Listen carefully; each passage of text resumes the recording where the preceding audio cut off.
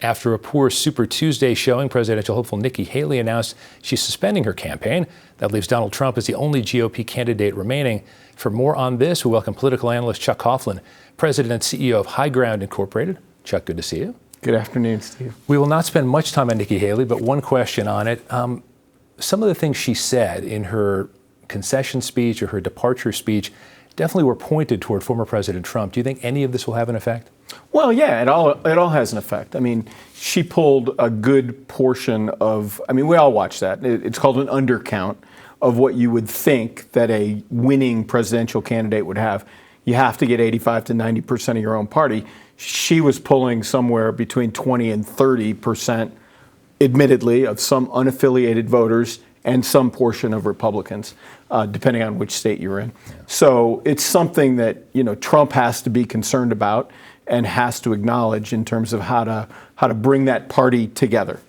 Massive news in Arizona politics this week. Not a big surprise based on where the calendar is getting to be, but Senator Sinema deciding she's going to retire from the Senate. Let me ask you this. As someone, she alienated her own party, the Democratic Party for the most part, became an independent, but she's highly regarded in a lot of ways across the spectrum in terms of her effectiveness. You're speaking as independent now, but as a former Republican, what will the state be losing by not having her in office right now? You lose a problem solver. You lose somebody that worked assiduously for compromise in the United States Senate. Bob Robb did a column in his Substack column the other day about what a loss that is. And it is clearly a loss to the state to lose somebody. To understand Arizona well is you have to understand the role the federal government plays in the founding of Arizona. You'll have a historian on tonight. And without that relationship, without the Roosevelt Dam, without CAP, without the border, without all of these infrastructure investments, we wouldn't be here. You worked for Senator McCain. I did. There were times where Senator Sinema either tailored herself or fashioned herself as a maverick, though I don't know that she was ever actually given that label. So in this sense, and I realize she has talents for other things, she was frustrated by what was not being done in the Senate where she was getting involved in things. But I almost feel like I have to ask, how much of a maverick are you if after one term you decide to leave? Well, you could ask Jeff Flake that, and you could ask Senator Sinema that, and you then could ask Senator. So the difference between, as I've observed, between McCain and Flake and Sinema was the period of time. The advent of social media, the pushing apart of politics, the lack of interpersonal relationships, how everything gets filtered into these media filters now, and that is what characterizes everything. But the other thing that was different about John was John I always admired, he would go and he would have town hall meetings and he would be there until everybody was done asking questions. Literally hours. And that was a way of him showing respect for the community, as a public servant. And it was not pleasant a lot of times. I don't know. It'd be interesting today if somebody waded into that in the cultural context that we're in today, what that would look like. But clearly he did that. And as you led off the segment, Senator Sinema was rather provocative in her departure of the Democratic Party, which I think created a lot of that animosity.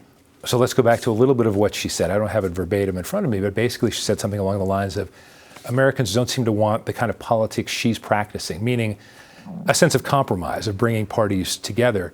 It was certainly a bold thing to say. Do you think that is the case now? Do you think we're stuck in that for a while? No, I don't think it's the case. It's the case that our political system values that. I see you have two parties today that value contrast and animosity towards one another to drive up polling numbers with partisan primary voters. She never represented, when she ran out here, she said, I'm not a Democrat, I'm an Arizonan. I'm going to represent. So, all this commentary about her not being, betraying her Democratic Party. I'm like, sorry, I didn't see that. I saw her run narratively as an independent candidate, and she won. which again was the first time a Democrat had won in Arizona in 30 years since Senator DeConcini.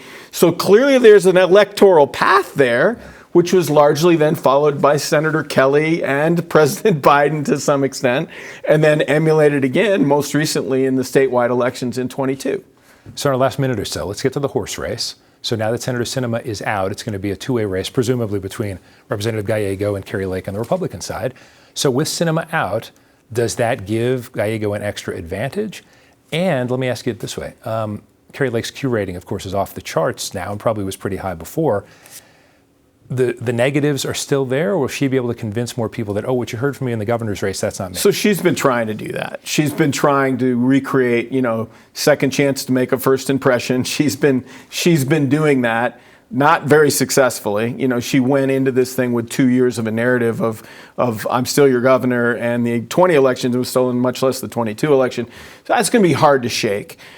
So what I envision is her to be a very negative characterization of her opponent.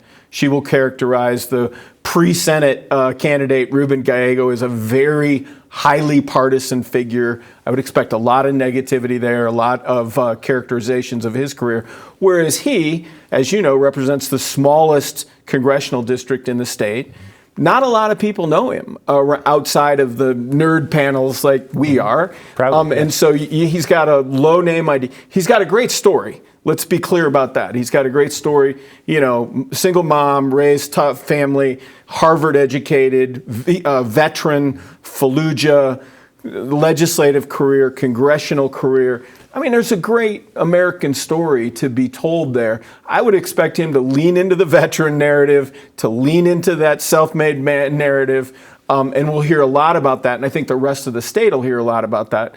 And I said this the other day too. The best day anybody had on Super Tuesday was him, because he now has the Democratic Party fully behind him, which he did not have before. Okay. So big celebration day for him. We'll stop there. Chuck Hoffman, great to see you. Thank you, Steve.